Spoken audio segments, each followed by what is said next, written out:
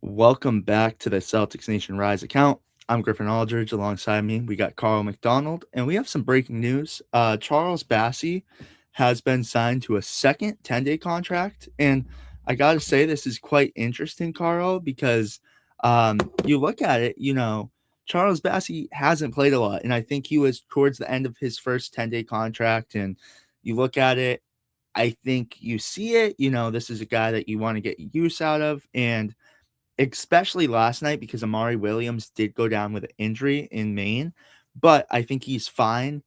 He looked to be fine, and after actually we saw him walking out, and Daniel asked, "Are you okay?" And he said, "Yeah, I'm feeling good." So good to hear that. I feel like he's fine. But what are your initial thoughts after you hear about this contract, the second 10-day? Feel like this, in a way, is kind of showing the Celtics are slowly putting their trust in Bassey.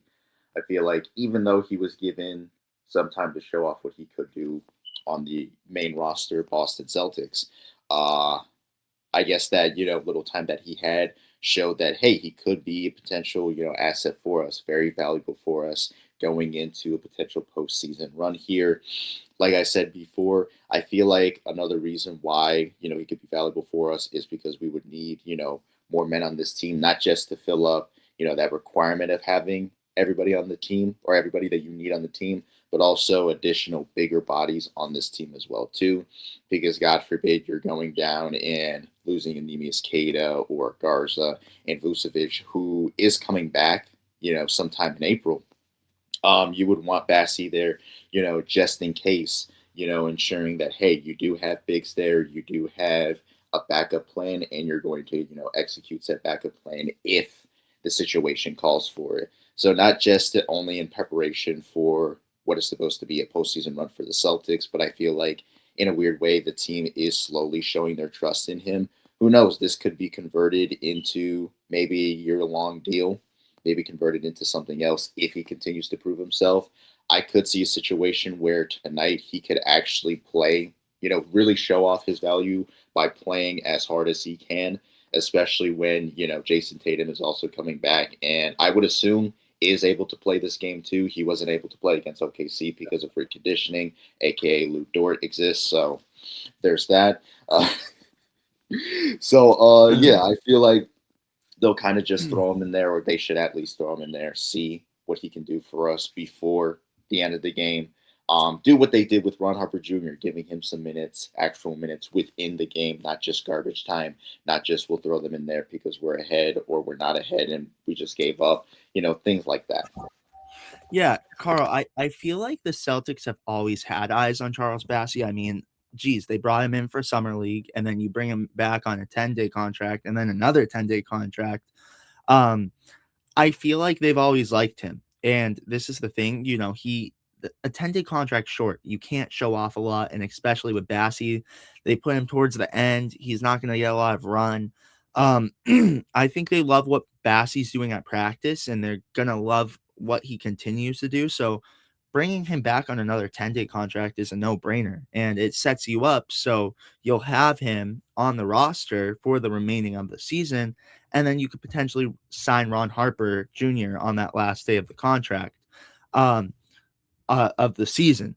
Um, because I want to ask you, do you see a world that, because I don't, I think personally they have a conversation with Ron Harper Jr. behind closed doors, but could you see a world where they sign Bassey over Harper? I don't think they will, but do you, like, another option you could rule out? Like, what if they waive a guy, and I'm not saying this would ever happen, but if they waived a guy like Max Shulga to make room for Charles Bassey, would you consider that option? What would you do to keep him on the roster? How would you do it if you were Brad Stevens?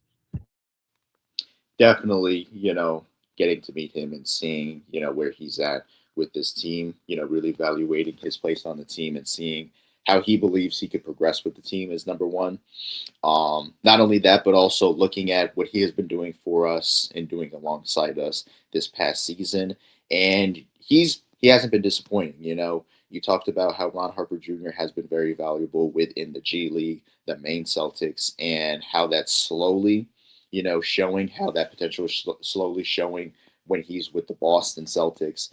Definitely, say, because of bias or whatnot, I would say give Ron Harper Jr. the contract, but I could see a situation where Bassey could get that contract over him, partly because more bodies, and I feel like he got the first look of the Celtics, and like mentioned, the Celtics have been very high on Bassey for some time, even allowing for him to walk and allowing for him to sign off with other teams before he eventually came back and signed up with us again.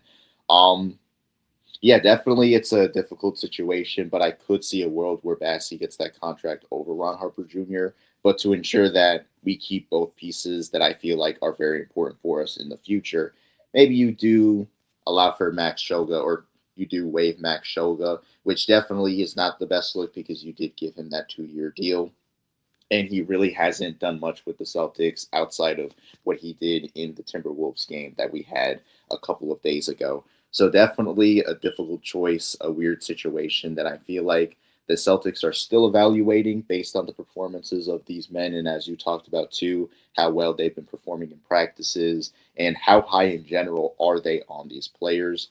If in a perfect world we keep Ron Harper Jr. and Bassey, because I think they are a bit more valuable than Shoga. And no disrespect to him, it's just Yeah, that based off of what we have already seen and what we've already heard as well too, and just thinking in general, long term with this team going into the postseason and maybe future seasons as well. How are you going to, I guess, manage without adding some of your best assets right now? exactly. And I want to say this. I personally don't think they keep Bassey. I think, I feel like they're giving him another opportunity. The G League season's wrapping up. He's not going to get more time there. I feel like they'll give him the time till the end of the season, like those later games at the end of the year where he could get more run. It's like I wouldn't be shocked even I don't know if you could sign him to a third 10-day contract. I don't know. But this 10-day might even be close to I'm assuming it's pretty close to the end of the season at least because what I don't even think his first 10-day contract it might be up. Yeah, his first might have been up. That's why they gave him the second one. But I look at it and I see like you look at Charles Bassey, I feel like he's gonna play towards the end of the season. He's gonna get a lot of run. And again, G League season's over. We're in the playoffs for the G League. Now he could still get more play time and can still show off his talents at least for other teams. Because I just Vucevic is coming back. It looks like Vucevic is going to be back the last few games of the season. You have Kada, you have Garza, who's been doing good, and you have obviously Amari Williams. You have 4 bigs. I just don't see them going with 5 bigs into playoffs. I really don't. And I think Harper, you give him the contract for the rest of the year and maybe look to keep him going. But just 5 bigs on the roster is just I don't I think, the situation that the Celtics were in at the beginning of the season, you don't know what they're gonna do.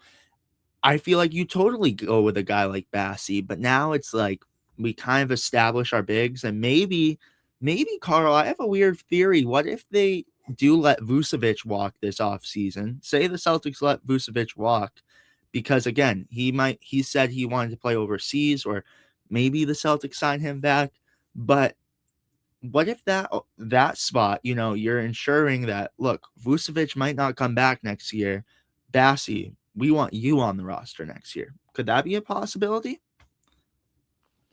Honestly, I could definitely see that happening, and I didn't even realize that was Vucevic. I guess thinking or aspiration there. And honestly, yeah, I wouldn't be surprised if we didn't keep him for that long, just because of the whole Anthony Simons, situation. That initial I almost said draft, initial trade that we got from him, giving away Drew Holiday to the Portland Trailblazers and picking up Simons. It was never a guarantee that we were going to keep him for the entire season, and that guarantee eventually showed. And, I didn't even realize this, but yeah, this could be another situation where it's not guaranteed that we're going to keep Vucevic for that long, too. Not just because of what you said, but also because of his age. That could also be a big factor, as our team right now is pretty young. I'd say the only older individuals on our team are Derek White and a Sam Hauser.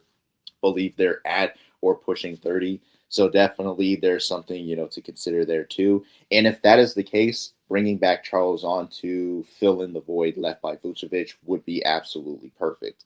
Again, you're needing another big, you're needing another option to grab rebounds and scoring, and again, defense as well too. Coming into the Boston Celtics, Vucevic's defense was being called into question, and even the same thing for Simons before him. So now you have a guarantee, individual who can provide more for you, not just also on the offensive end, but mainly in rebounding and defense as well too. Some of those qualities that you have to look at, and also his age too. I believe he's 25 years old, so definitely that could help. That furthers, the Celtics' window and puts even more miles on that team without aging them out too quickly. No, well said, Carl. Well said. But I have to say this for my final thoughts, and then we'll give yours, Carl. I'm so excited for the Bassey experience again. We got to see a little experience of it. We saw a little bit, but now we get even more time with Charles Bassey, which is going to be great. I can't wait to see what he does. I hope he gets more minutes because I think, that's a big thing with 10-day contracts. A lot of the teams like Celtics aren't really in a position to grab another 10-day, like another player from it. Like we're not in a position to really sign Bassey.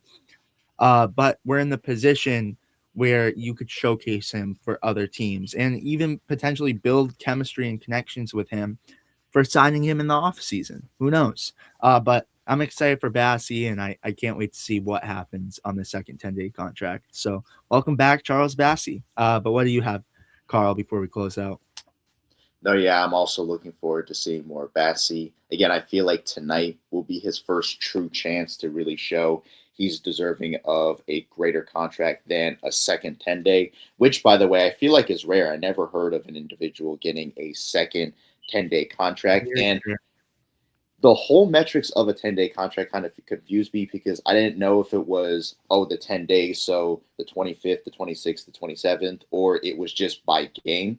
But based on how you're telling me, it's based off of, 25th, Days. 26th, 27th. So yeah, Yeah, I didn't even days. realize it was like that. I thought, it was a pretty interesting metric. And I didn't think it was, that fair too, just because, with these games winding down as well too. And you're not playing consistently for 10 days. So definitely it's a very weird thing to look at. But I feel like tonight he's going to get some type of opportunity to really show off in a similar way to Amari Williams, but probably even more so because of what he did during the summer league. And just in general, there's a lot of, momentum riding behind him, with what he has accomplished already. But Griffin, I do have a question for you actually. Yeah. Uh, how would you feel if Bassey got a contract over Ron Harper Jr. before the season's end? I would not be happy with that. I, Carl, I thought about this. We were at the main Celtics game last night, and I think Ron Harper Jr. is just a lock on this team because you think about it, like last night, huge game for the main Celtics. You win that, you go to playoffs, you lose it, you're out. And they sent Amari down, they sent Shulga down. If there was any possibility of that or any doubt in their mind, and Brad Stevens was at the game, he would love to see Ron Harper Jr. play more. You would think they would send him down, right? That's where I'm like, because you have to think, like, if they were planning on not really signing this guy, why can't he go play a G League game? I'm just saying. Why like, especially an elimination game like that? I don't think it happens, but if it would happen, I would be so devastated. I would be so devastated, Carl. But I think it's safe to say Ron Harper Jr. is a lock on this Celtics team. Don't you agree? I mean, they would have sent him down, right? They would have. Like, there's no like when they sent him up to the Celtics, he has not seen the light of day in the G League. The last G League game he played, I believe, was against the Grand Rapids Gold. Not even this previous time, like before All-Star break. Like, I think that was the last time he was in the G League, Carl. I'm not even lying. Like, he has to be a lock, right? Right? I definitely don't disagree. Again, he's played very well for us, during this regular season with, of Yeah. course, the Boston Celtics. Um, Definitely a very interesting, topic. Definitely a very interesting player there too. Prior to the season even beginning, the main problem was our big man depth. Losing all of that and essentially having to sacrifice that to be more of a scoring team, a quicker team. Now we got Vucevic, and we are giving up Simons, somebody who gave us some really good guard depth. And now you're going to have to replace Simons in some way, shape, or form. So I would also think that, hey, Ron Harper Jr. is a lock based on some of the performances that he had recently with the Boston Celtics and with the Maine Celtics. I would hope so. And, I'm definitely jumping on that bandwagon with you because, again, he's showing a lot of promise on the offense and defensive end. And just in general, like all of these young guys, like Hugo Gonzalez, Baylor Shireman, even Luca Garza and Jordan Walsh, you're seeing these guys actually showing effort, actually showing that they care, actually showing that they're fighting for something. And sure, there are multiple factors within that, but one of those factors, of course, being that they want to prove themselves. They're seeing those who are coming before them, who have won a championship before them, proving themselves. They're seeing that. They're being inspired by that. And that's why we're getting more effort from those guys. And Ron Harper Jr., of course, is not an exception. He's an example of that. Well said, Carl. Well said. I have to say, like, Ron Harper Jr. Geez, we turned this into a Ron Harper Jr. talk, didn't we? I always do it. But we love our Just wait boy. for the super fan. He's going to love this. I know. He's gonna love this. He's gonna love it. Shout out Charles Bassey, though. That's all I gotta say. But tune in tonight to the Thunder game and come tune in with us after. But with that being said, you guys, thank you so much for watching. Make sure to like and subscribe and turn on post notifications to be notified every time we upload. We will see you guys with the next one. Peace, you guys. Later.